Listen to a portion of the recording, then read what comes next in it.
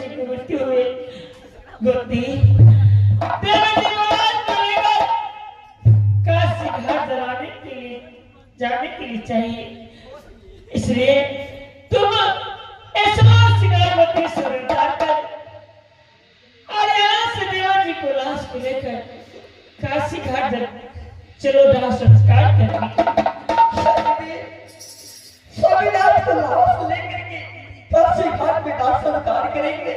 हाँ गुत्ती, यहाँ से विलंब मत करो, यहाँ से शीघ्र चलो। चलो गुत्ती, विलंब मत करो।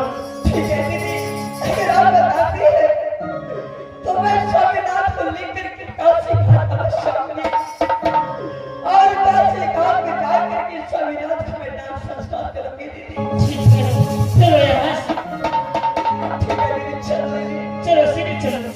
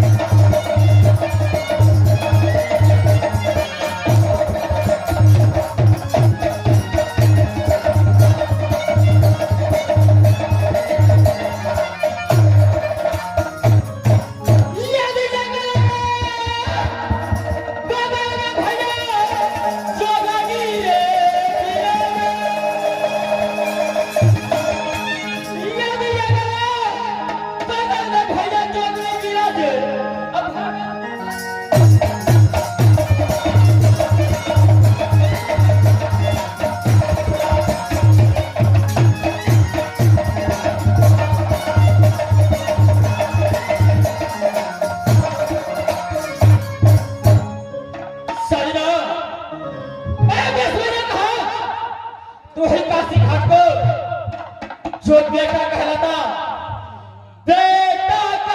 हरिया जब को तो गोद इस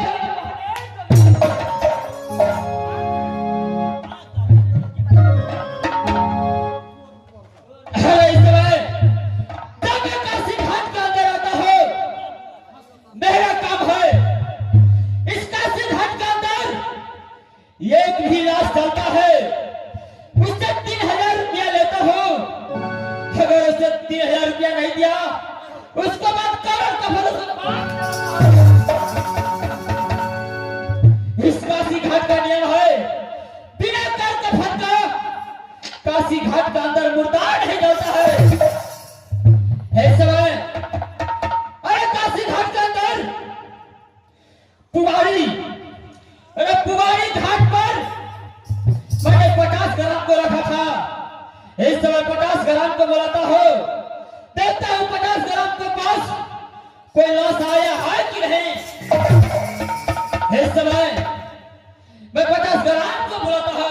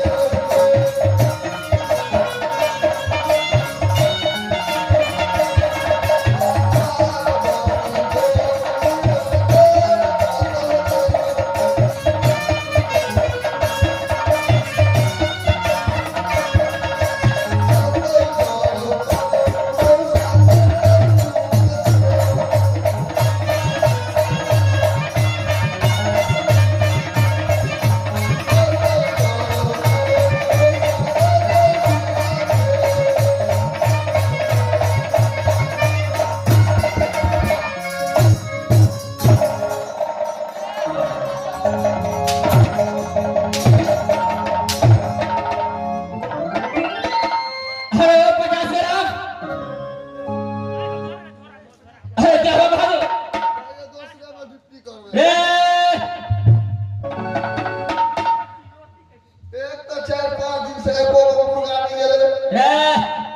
मुर्गा बोलता है या मुर्गा बोलता है?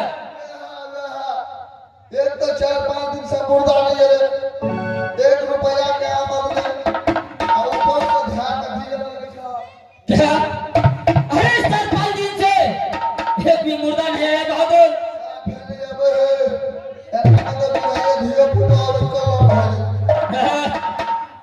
अरे 50 ग्राम इस समय ये कालू डोमरा बोलता था कि 50 ग्राम को पास कोई मुर्गा आया है।